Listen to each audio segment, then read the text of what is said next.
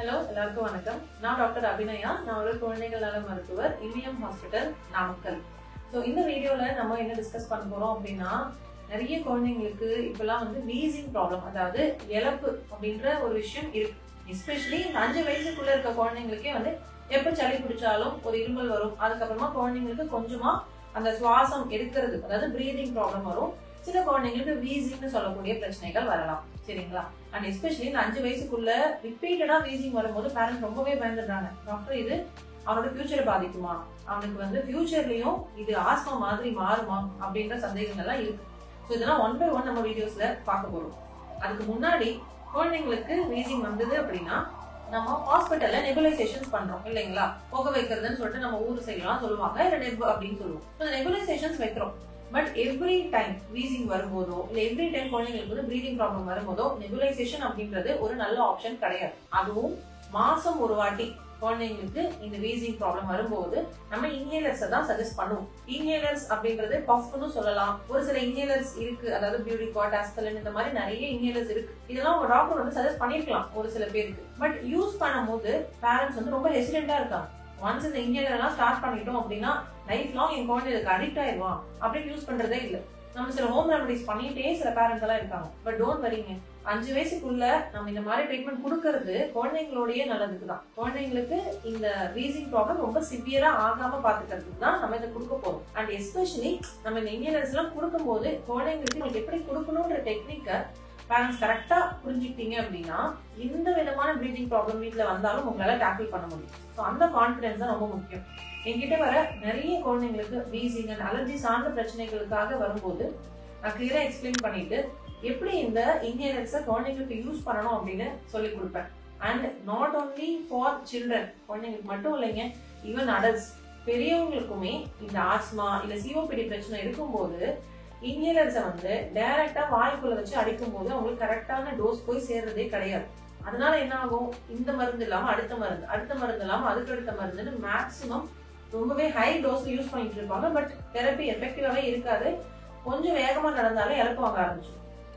So நான் என்ன சொல்ல போறேன் இந்த வீடியோலனா, டெக்னிக் எப்படி யூஸ் பண்ணணும்னு சொல்ல போறேன். அண்ட் அலர்ஜி, ஆஸ்மா, வீசிங் சம்பந்தப்பட்ட எந்த டவுட்ஸா இருந்தாலும் நீங்க கமெண்ட்ஸ்ல கேளுங்க. பயப்படவே வேண்டாம். குழந்தைங்களுக்கு வீசிங்க நம்ம கரெக்டா கண்ட்ரோலா வச்சுக்கலாம். சரிங்களா?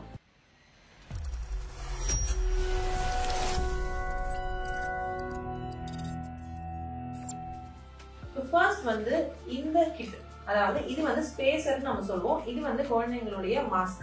சின்ன குழந்தைங்க, அதாவது 4 வயசுக்குள்ளதான் இருக்கிற குழந்தைங்களுக்கு நம்ம இந்த மாதிரி பஃப் எல்லாம் கொடுக்கும் போது அவங்களுக்கு டைரக்டா கொடுக்க கூடாது. அவங்களுடைய இன்ஹேலர்ஸ் இந்த மாதிரி ஸ்பேசர் பிளஸ் மாஸ்க் வச்சுட்டு குழந்தைங்களுக்கு நம்ம பஃப் கொடுக்க போறோம். ஸோ இது குழந்தைங்களுடைய மூக்கு அண்ட் அவங்களுடைய வாய் பகுதியை கம்ப்ளீட்டாவே க்ளோஸ் பண்ணிடும். அதுக்கப்புறமா நம்ம இன்ஹேலர்ஸை யூஸ் பண்ண போறோம். ஸோ இந்த மாதிரி நம்ம மவுத் அண்ட் நோஸ் கம்ப்ளீட்டா க்ளோஸ் பண்ணிட்டு கொடுக்கும்போது குழந்தைங்களுக்கு நம்ம மினிமல் டோசேஜ்லயே அவங்களுக்கு தேவையான ட்ரீட்மெண்ட்டை நம்மளால கொடுக்க முடியும். நெக்ஸ்ட், கொஞ்சம் பெரிய குழந்தைங்க அப்படின்னா நமக்கு மாஸ்க் தேவையில்லை.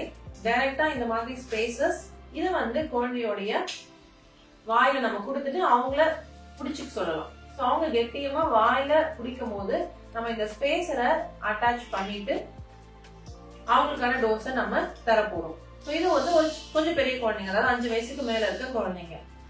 பெரியவங்க 30 வயசு ஆச்சு டாக்டர், 40 வயசு and even old age people டைரக்டா வாய்க்குள்ள வச்சு எடுத்துக்கலாமா அப்படின்னா நோங்க. ஸ்பேசர்லயே மினி ஸ்பேசர் அப்படின்னா இந்த வெரைட்டி வந்துருச்சு. ஸோ இந்த மினி ஸ்பேசரோட அட்வான்டேஜ் என்ன அப்படின்னா, நீங்க ஒரு டோசேஜ்ல நம்ம கொடுக்குறோம் அப்படின்னும் போது வித்தவுட் தி ஸ்பேசர் டைரக்டா வாய்க்குள்ள வச்சு அடிச்சீங்கன்னா 70-80% இந்த மருந்தோட குவான்டிட்டி எல்லாமே போய் தொண்டையிலேயே நிற்கும். தொண்டையிலே அடிச்சுக்குமே தவிர சுவாச குழாய்க்கு போகாது. மருந்து தேவையான இடத்துல ஆக்ஷன் ஆனாதான் வீசிங் சரியாகும். ஸோ சுவாச குழாய்க்கு போய் அதோட எஃபெக்டா பண்ணணும். பட் நம்ம டைரக்டா அடிக்கும் போது தொண்டை கரகரப்பு, சிலருக்கு குரல் மாறுறது, இந்த பிரச்சனை தான் இருக்குமே தவிர வீசிங் சரியே ஆகாது. இந்த மாதிரி குட்டி மினி ஸ்பேசர்ல என்ன பண்றோம் அப்படின்னா இதை வச்சுட்டு நம்ம பேஷண்ட் கிட்ட கொடுப்போம். அவங்க வாயில வச்சு இதை பஃப் பண்ண போறாங்க. ஸோ இது மூலியமா மினிமல் டோசேஜ் கரெக்டான டெக்னிக் கொடுக்கும்போது வீசிங், பிரீதிங் ப்ராப்ளம்ஸ் எல்லாமே சரியாகும். சரிங்களா? ஸோ வீசிங் ஆர் ஆஸ்மா இல்ல குழந்தைங்களுக்கு வரக்கூடிய ஏதாவது அலர்ஜிஸ் சம்பந்தப்பட்ட சந்தேகங்களை நீங்க கமெண்ட்ஸ்ல கேளுங்க.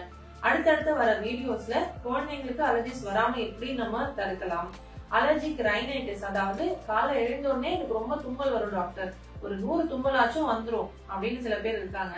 அண்ட் மூக்குல சளி ஒழுகிட்டே தான் இருக்கு, மூக்கு அடைச்சிட்டே தான் இருக்கு, சைனஸ் ப்ராப்ளம் விடவே மாட்டேங்குது அப்படின்லாம் நிறைய பேர் வந்து கொஸ்டின்ஸ் கேட்டுட்டு இருக்கீங்க. ஸோ அதற்கான வீடியோஸை 1 by 1 நம்ம பார்க்க போறோம். நம்ம சேனலுக்கு சப்ஸ்கிரைப் பண்ணி உங்களுடைய சப்போர்ட் கொடுங்க. தேங்க்யூ ஸோ மச் ஃபார் வாட்சிங்.